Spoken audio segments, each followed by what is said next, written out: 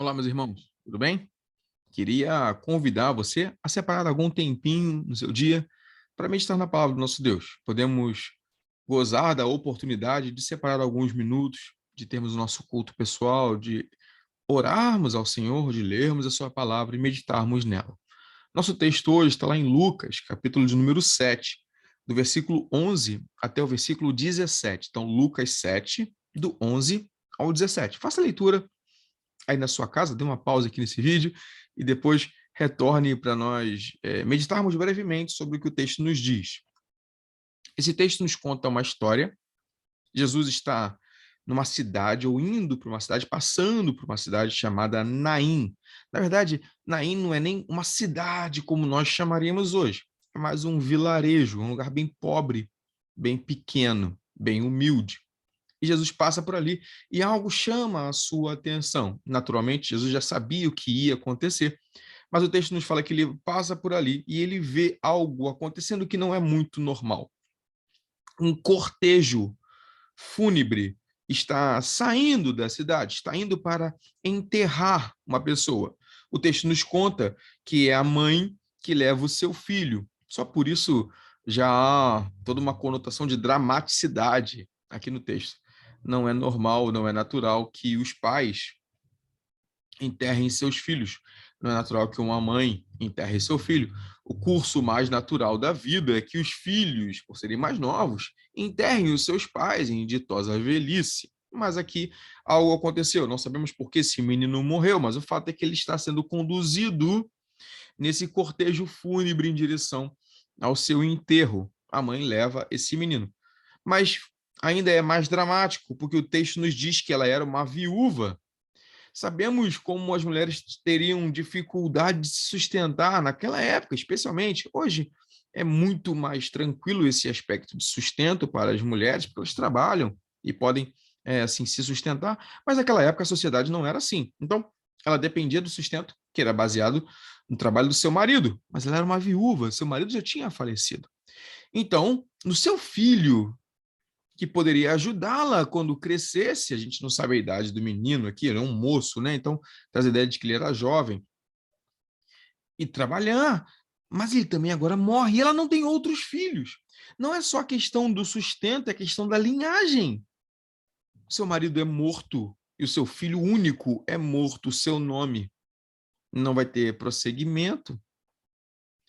Diante dessa cena, o texto nos fala que Jesus olha e se compadece. Versículo 13, ele se encheu de compaixão. Ele chega para aquela mulher e fala: não chores.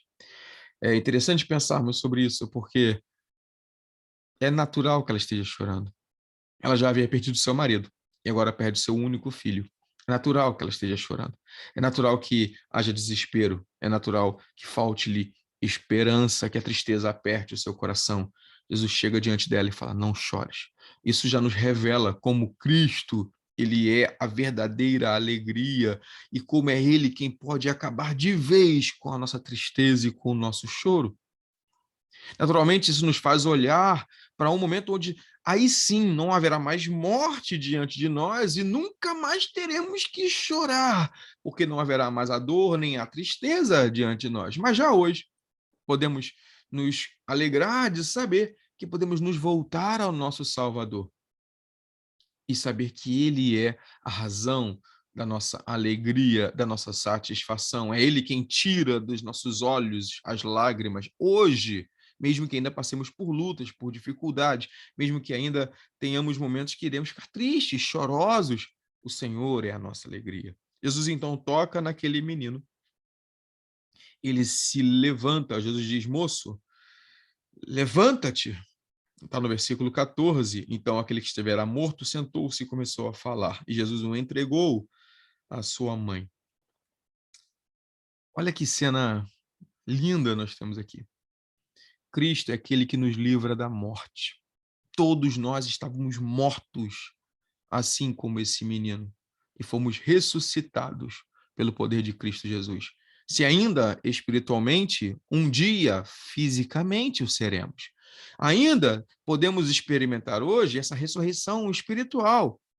Nós Já passamos da morte para a vida, não estamos mais mortos nos nossos delitos e pecados, mas recebemos a vida que vem do Senhor.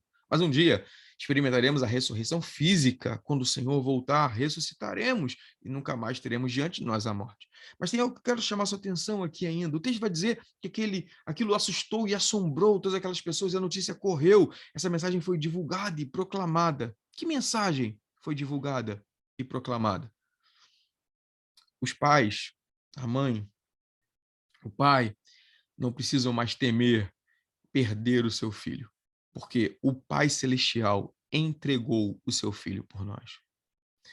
Essa mãe estava chorando porque havia seu único filho morrido, mas houve um pai que também entregou o seu único filho, e eu digo o Pai Celestial, que entregou Jesus. Da mesma maneira como essa mãe perde o seu único filho para a morte, o Pai Celestial entrega o seu único filho para morrer, para que essa mãe não precise mais chorar a morte do seu filho, para que esse filho possa ressuscitar, para que eu e você possamos nos alegrar no Senhor. Jesus termina entregando esse menino para sua mãe. Jesus termina entregando esse menino tirado da morte para a vida no braço da sua mãe.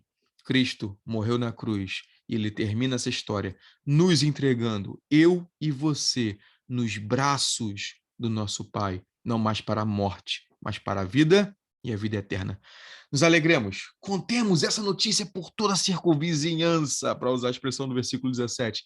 Contemos por todos os lugares. Cristo vive, ele reina e ele é a fonte de vida e de alegria. Amém.